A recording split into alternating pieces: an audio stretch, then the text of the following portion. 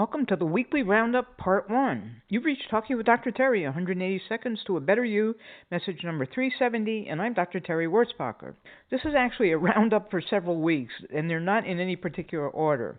Let's start with Aaron and several others remarking on my becoming a social butterfly. I must admit that I was also surprised, especially at the race. I'm very shy and have been very shy, but something has happened in me, and I'm very grateful for it. Aaron also picked up on something that was meaningful to me at the race, that I didn't limit myself to just eating gluten-free foods.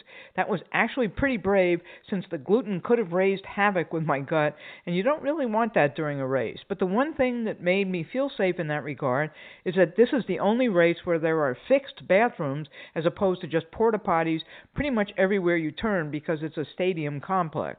Holly and Jeff both knew and mentioned how close I was to doing a year of the hotline, and I really appreciated that. Deb reminded us that it's our attitude and perception that drives how we choose to go through these situations. Karen commented that it was fun to watch how I made the necessary changes on the fly. That's a very nice compliment, but in this type of race you can take all the time you need, so I was lucky. And this brings me to an important point. People have commented on how much this race and my attitude in it could help me prepare for Vol State, and how I wasn't stressed at all during this race. Yes, I intend for it to help me for Vol State, but what you have to understand is these are two totally different types of races. These are fixed time races, and they're easy compared to Vol State. The other reason that I sound better doing them is that I don't really care about them. Vol State is my passion, and there is a time limit, which is tough for me, so I don't have the time to just sit and figure things out like I did in this race. I'm not saying this and other races haven't helped me, but it's a different race, and you're not going to see Pollyanna most likely in July. Debbie made an important point.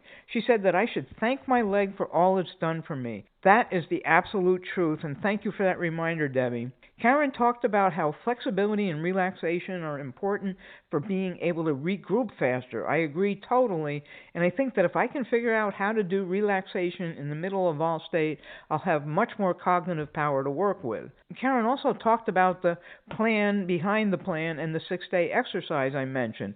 She said that she normally wants to accomplish 3 things a day, so by the end of the week, if she did it this way, she would have accomplished 18 things. Even if she didn't write them down, she would have still accomplished the 18 things.